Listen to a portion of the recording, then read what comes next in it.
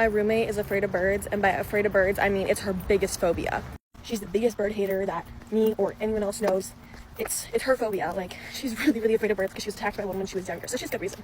But anyway, I see her cat, who's a very curious cat who likes to watch wildlife out the window, but her cat's not an outdoor cat at all. She stays inside, okay? Watches the birds and the squirrels. But I see her going towards the fireplace, and I was like, don't go in the fireplace. Like, I don't want you to get ash in your paws, but she's never gone near the fireplace before, except when we very first moved in 2 years ago. So I was like, why are you going towards the fireplace when you, like, don't do this? So I go near the fireplace to grab the cat. I hear a little rustling, and I was like, it's a mouse! I don't like mice. I don't like squirrels. Okay? They just freak me out. So I was like, but not as much as my roommate is freaked out by birds, okay? I hear a little rustling, I'm like, oh my god, it's a mouse. There's a mouse in the chimney, there's a mouse in the fireplace, the cat wants to eat it or whatever. And I'm like, oh crap, this is annoying.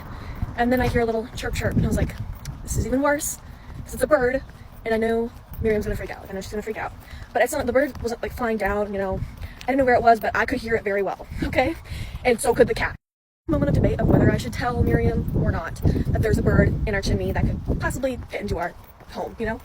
It's like, I guess I should probably tell her, especially because our cat kind of wants to eat it. And I was like, Miriam, I need you to come out here. Don't freak out, don't freak out, don't freak out. There's a bird in the chimney. Of course she freaks out, naturally.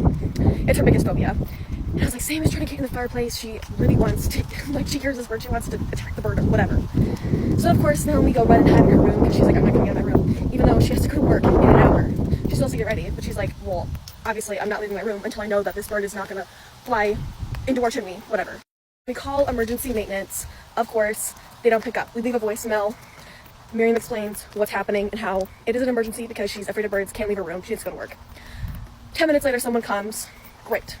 The options they give us, they say that the roof people will fix whatever hole is in our chimney on Monday, and pest control and animal control will also come Monday. The bird could either be behind the fireplace still in the chimney, maintenance guy can't do anything, or he could open the fume from the fireplace to the chimney, have the bird fly out the window because it's kind of near our like balcony door. But I mean, then it's going to be in the house, and that might not even work. Or we can keep the fireplace boarded up, because while we're waiting for maintenance, she made me board it up and tape it with like cardboard and everything so nothing could fly in.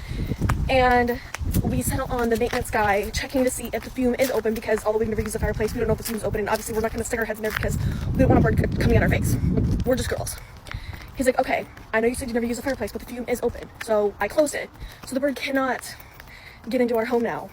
Thank God. So glad we called, so glad he checked and closed it, because that would have been bad.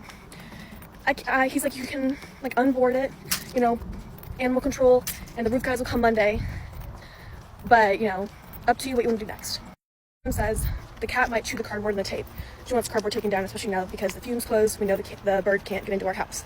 But I was like, I don't know, do we really want Sammy playing in the ash in case she hears the bird? So I was like, let's keep it boarded up. I boarded it back up, okay? And then right before Miriam is leaving for work, I hear a little shh, and I was like, I hear it, and she's like, I'm leaving. She goes to work. Of course, she's like, I'm already out, like I'm going. Leaves work 30 minutes early. Makes sense, right? We're leaving it boarded up, and hopefully there's not a nest in our chimney, because there is one near our front door. And yeah, I don't know.